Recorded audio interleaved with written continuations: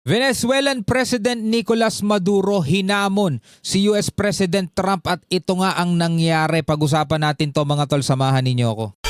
I'm just a young nigga chillin' on it. First time I seen ice was a Alright mga kapatid, welcome ulit sa ating bagong video reaction, review, commentary, opinion, criticism at kung ano-ano pa. Bago natin to simulan, syempre kung bago ka pa lamang dito sa ating YouTube channel, huwag mong kalimutan mag-subscribe. Click mo na rin ang notification bell para ma-notify ka whenever na may mga bago tayong reaction video tulad nito. At kung ikaw naman ay nanonood sa ating FB page, huwag mo rin kalimutan mag-follow and like. No, nasa 201,000 followers na po tayo. Maraming salamat. So mainit na balita ngayon at pinag-uusapan sa internet world ang ginawa ngang pag-atake ng American forces dito sa Venezuela, kung saan nadakip din mga kapatid ang Venezuelan president na si Nicolas Maduro. Pero bago yon mga tol, no, merong video ako nakita dito sa FB. Nakalagay dito ang nag-upload si Daniel Scavino Jr. FB page na to, FAFO. Ibig sabihin niyan sa military, fool around, find out, no? Mangloko ka, eto makikita mo, parang ganun mga tol. So parang dito sa video to, hinahamon ni Nicolas Maduro si US President Trump, come and get me. So ito panoorin natin mga kapatid. Venga por mí. Last night, on the order of the President of the United States, Aquí lo espera. I'll wait for him here, sabing ganun.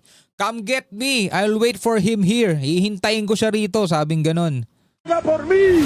last Eto night, na nga. on the order of the President of the United States, Aquí lo espera en Miraflores.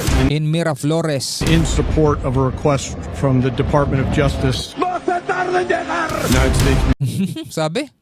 on the order of the President of the United States, Aquí lo espera en Miraflores. In Miraflores, sabing ganun. and in support of a request from the Department of Justice, No se tarde en Don't llegar. be late in arriving. Huwag Military kayong mahuhuli sa pagdating. Talaga maghihintay daw siya. conducted an apprehension mission in Caracas, Venezuela, to bring to justice two indicted persons, Nicolas and Cecilia Maduro. Cobarde. Mga duwag, sabing ganun. Nicolas Maduro Misigaw pa siya. had his chance until he didn't. He effed around and he found out. He F around and found out. Yun ang ibig sabihin ng FAFO. This was one of the Meron na daw siyang chance eh. May chance ka na eh. Kaso you F around, ngayon eto nakita mo. Chance until he didn't. He effed around and he found out.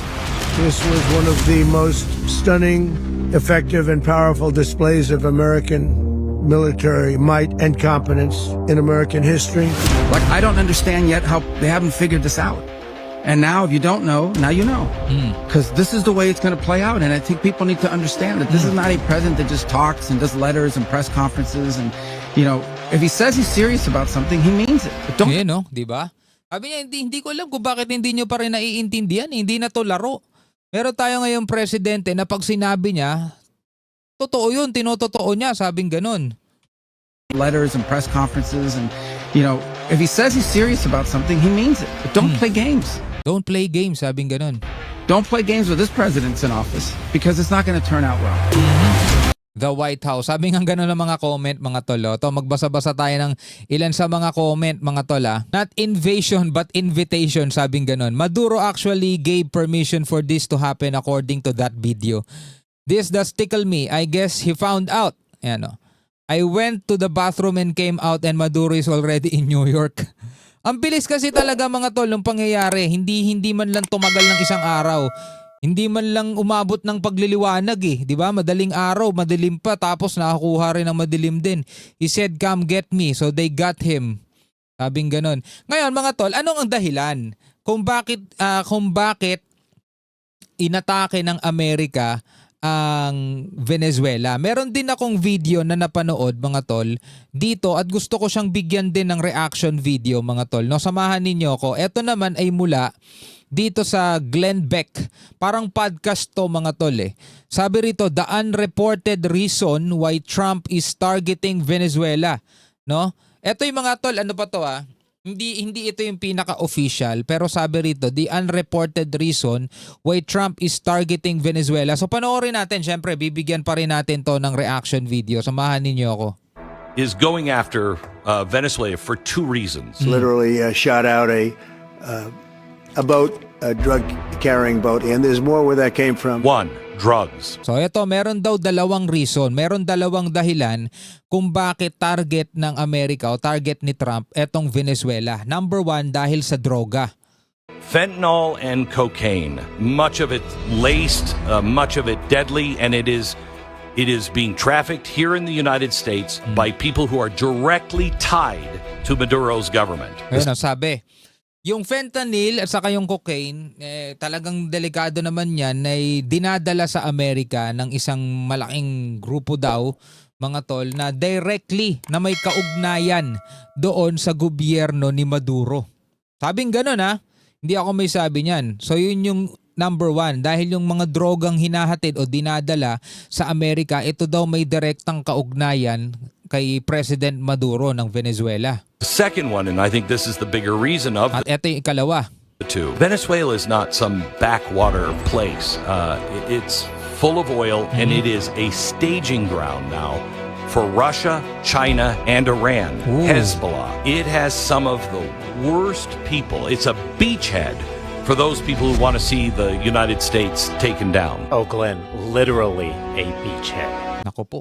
Kayo na bahala magbigay ng reaksyon. Ayoko masyado magbigay ng komentaryo dito, mga tol. Pero sinasabi, itong isa sa mga pinakamalaking dahilan, mga tol, dahil dun sa langis na pinakikinabangan ng China, ng Russia at ng Iran. Syempre yung Iran, mga tol, ito yung pinakatinapik nila kaysa dun sa China at saka sa Russia. Yung Iran, mga tol, ang pinakatinutukoy nila rito. This is insane because I didn't even know a lot of this. We mentioned this maybe a couple months ago. I actually dug through congressional testimony to get some of this information. Now, this is information the American public doesn't really know. Okay, so meron siya nakuhang information na hindi alam ng publiko. But the government knows. Okay. So check this out. This is from congressional testimony. In 2011, Congress testified what Hugo Chavez was doing. Listen to this.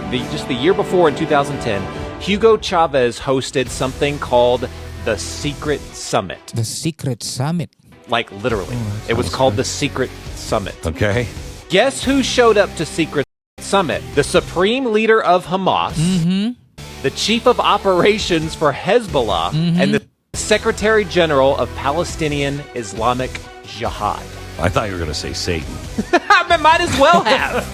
I mean, this is And we absolutely didn't nuts. report on, nobody was talking about that. How can that happen right off our shore? Glenn, And nobody's talking about it. Glenn, it gets so much worse than that, if it can. So, Iranians right now with connections to Hezbollah are on an island off the coast of Venezuela. It's called Margarita Island. Is Jimmy Buffett involved? Jimmy Buffett would be nowhere near this Margarita good, Island. They are, quote, running money laundering operations, establishing paramilitary training centers. They are recruiting Venezuelan gangs, and listen to this, sending those people, this is like Tren de Agua, sending them to Iran for follow-on training. Ooh. This is happening right now. Our government knows about this. This is the only time I've actually seen them doing something concrete to So sabi rito, mga tol, na nagko-komento, eto basahin natin yung mga nagko-komento ha. Ito hindi natin hindi natin bansa to. Ito yung mga nagko-komento. To distract from Israel and Epstein, truth, go easy, he might level the entire island. Yan. Latinos have been begging the US to intervene in the 3 terror-hosting countries of Latin America. If Trump pulls this off, Latino will vote Republican for the next 50 years. Sabing ganun. Ayan sabi rito.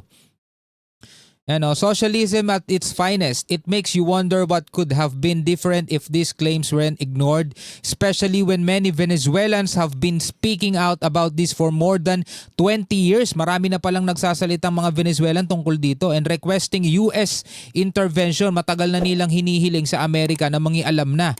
It only took 4 years of open border policies for the people to see it firsthand. So ngayon, mga kapatid, nakita nga natin sa ibang mga video na yung mga Venezuelan mismo, yung mga tao ron, is nagdiriwang sila. Masayang-masaya sila doon nga sa pagkakahuli ng kanilang presidente at doon sa ginawang pagkilos, pag-atake mismo ng Amerika sa kanilang bansa. So parang hindi mo kasi masasabing gera kasi hindi talaga naglaban mga tol no? Parang military operation at meron dinakip mga ganun tapos tapos na. No? Ano ang inyong masasabi tungkol dito? Pwede kayong magbigay ng komentaryo sa ibaba mga kapatid. Hanggang sa muli, ako nga pala si Shobal D. Peace out.